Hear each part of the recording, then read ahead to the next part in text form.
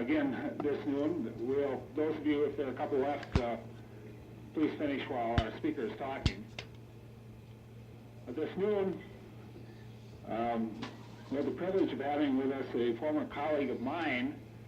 When I worked in the state of California back in the 60s, I worked with this gentleman. He was a consultant at that time to the state of California on the $2 billion California water project, which I'm sure many of you are familiar with. He has consulted nationally and internationally. He has a considerable background in floodplain management, structural and non-structural. And it's a pleasure for me to introduce to you today from the University of Hamburg in Germany, Professor Wolfgang von Schlosser.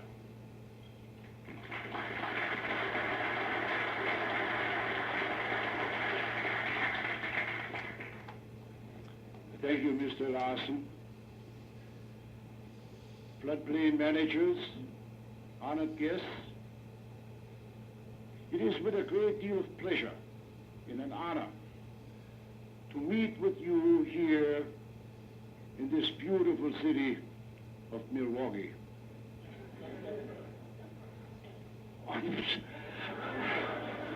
I'm sorry, I have to be in Milwaukee later on this evening. I have another program. I apologize. And I apologize to this beautiful city of Madison.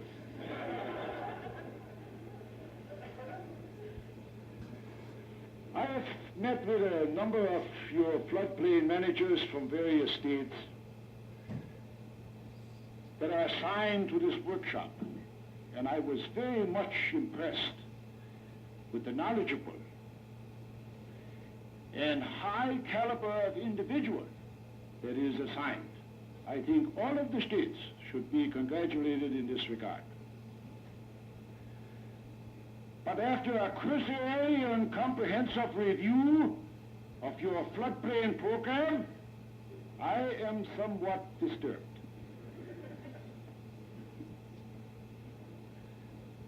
The most disturbing aspect is the involvement of your federal government and the various agencies assigned to assist you in administering your floodplain programs. To name a few: the United States Army Corps of Engineers,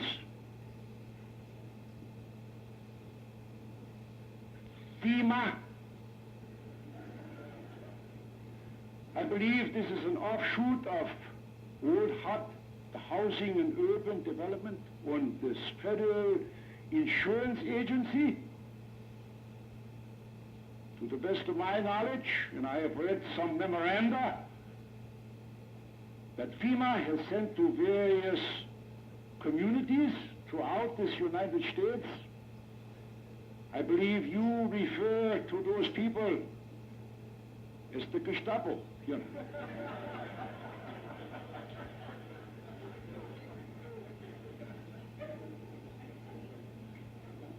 The basics behind these letters that I have read is ship up or ship out.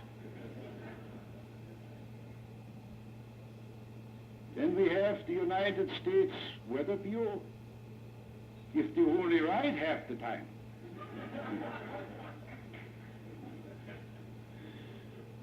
We have another one, a more recent one, SAP, SAP.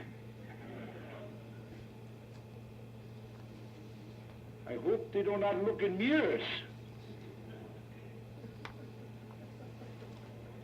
Let us start with this United States Army Corps of Engineers.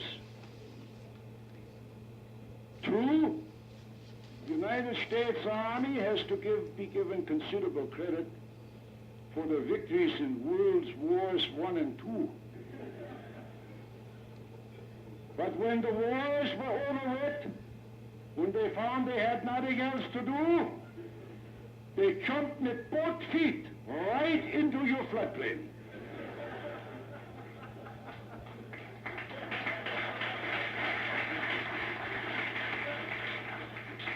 And what disturbs me, their advice is taken so seriously. Example, a function of the United States Army Corps of Engineers is to maintenance the Mississippi River.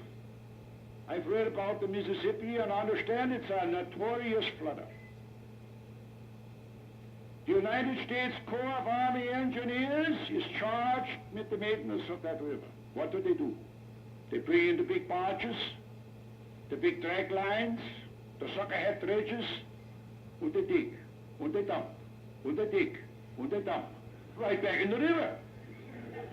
They take it from one, place it on another. They create islands in the floodway against all of the good principles of floodplain management. I can understand it. And they try to tell you what to do. True, I may be somewhat biased when it comes to the United States Army Corps of Engineers. You see, I was next in command under Rommel, in charge of European operations during World War II. And there is a direct correlation of stupidity between the United States Corps of Army Engineers and Germany's high command at that time. I consider the German Army's stupidity and ignorance of floodplain logistics is the cause of the loss of World War II.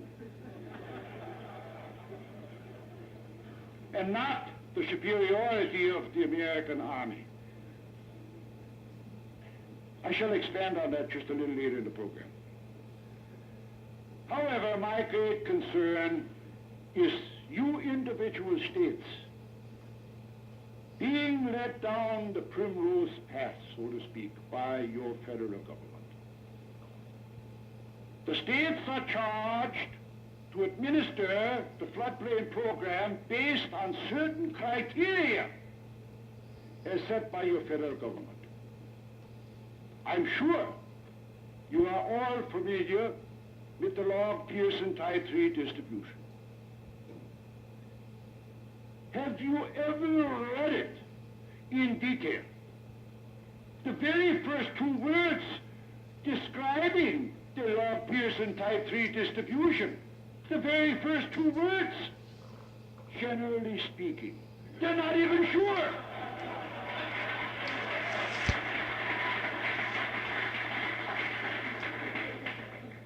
And what about this 100-year flood? Who chose the figure of 100? Is there anyone in this room who knows? I like to think of the surveyor without a benchmark. He goes out and he uses an assumed elevation, 100. Easy number to remember. Nice round figure. You are a young country, and 100 appears to be a good figure to start with. But as far as I can determine, it is strictly an arbitrary figure. There's been no detailed research to prove 100 to be gospel.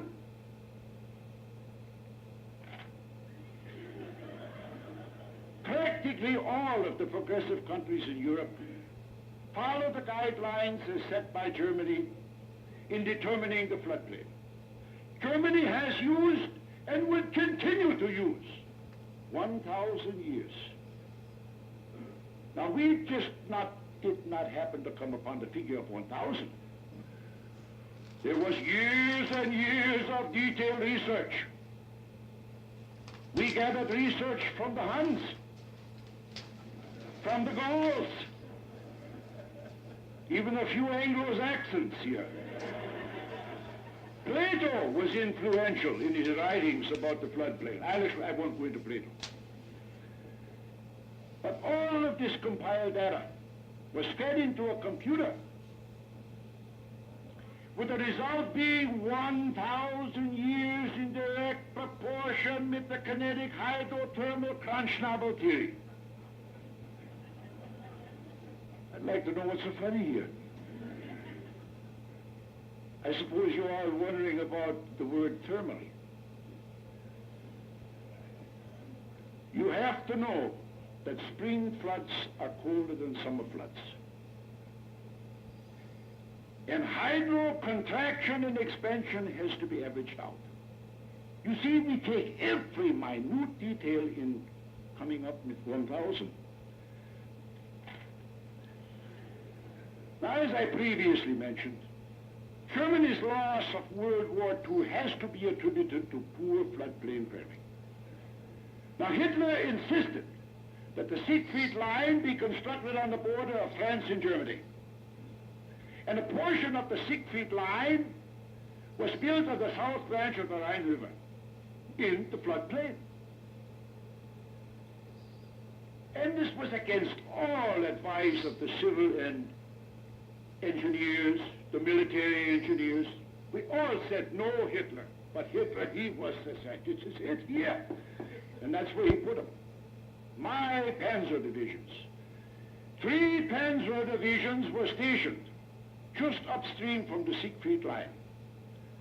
It was built perpendicular to flood flow. We had a 6-day rainfall, a real gusher. It inundated the tanks for a period of 2 weeks. I walked around in the water up to here for 2 weeks. The tracks became rusted. We could not move the tanks, and we lost the war.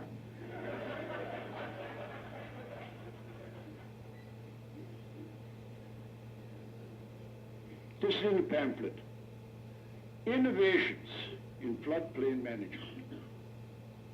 Take the example of a little country, Liechtenstein. In Upper Europe, it's not too far from Switzerland, right on the border between Switzerland and Austria. Population less than 200,000. The government of Liechtenstein, incidentally, the Rhine River goes right through the country of Liechtenstein. There's the Rhine River flats. And the people in Liechtenstein are no different than they are here in America. They all want to live on the water. All want to live on the water. The government of Liechtenstein says, you want to live on the water? You want to live in the floodplain? Go ahead. Live on the floodplain. We have one condition, that the inhabitable structures are built on flotation devices. But don't come crying back to us if something happens. No insurance, no nothing. Live on the floodplain. Well, they had a big one. 75% of the population of Liechtenstein ended up in Central Europe. 3 of the structures floated into the North Sea. One of them abutted up the banks of Switzerland. No, not Switzerland, it was, if I'm not mistaken, Sweden. Up in Sweden and Norway. And Ole Evenrud, living in Sweden at the time,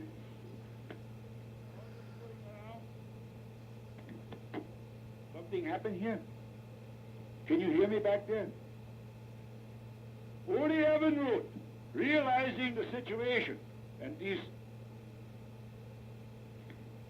why didn't you say up? At any rate, Ole Evenrud, with the little wheels going like little propellers in his head, says, you gotta find a way to get him back, Ole. He invented the outboard motor. Right then and there. Now we got all of these places back from Europe back to Liechtenstein. But now they are anchored.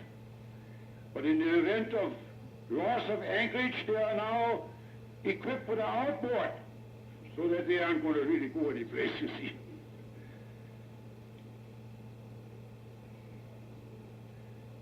Now, there have been many times with just simple logic when the solicitation of nature has solved many problems with regards to the great kinetic power of water. That brings me to mind back in 1932, when most of the European rivers were in the geomorphic stage between maturity and old age. They had not quite reached the state of pleniplenation, but the rivers were meandering a great deal when something had to be done. Dr. Julius Rosick, a colleague of mine, we struck upon a great idea. When we introduced a special breed of shellfish, a large bivalve, into the rivers and all of its tributaries. The shellfish has a tendency to secrete large amounts of calcium when the calcium combines with the water. This combination of calcium and water has a tendency to harden. When it adheres to the insides of the banks, forms a concrete wall which keeps the river in its channels with a great deal of efficiency. Just like that. You may ask questions when I'm through. I could go on giving you examples and tearing down your floodplain programs, but I believe it will suffice to say that you are a young country. You are making many mistakes. You are going through the learning process. But with good luck and the grace of God, you will come out of this mess smelling like a rose. Thank you.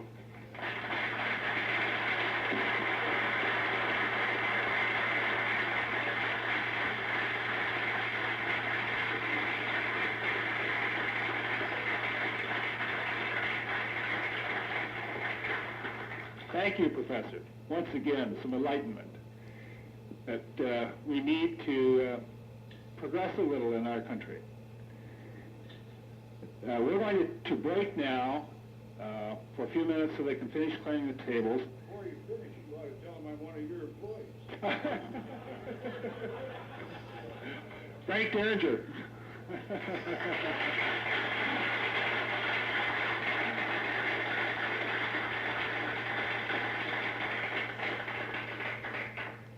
We really appreciate it. Let's break. Come back here at they should be ready here at 1:15. We'll come back here for the plenary session right after lunch.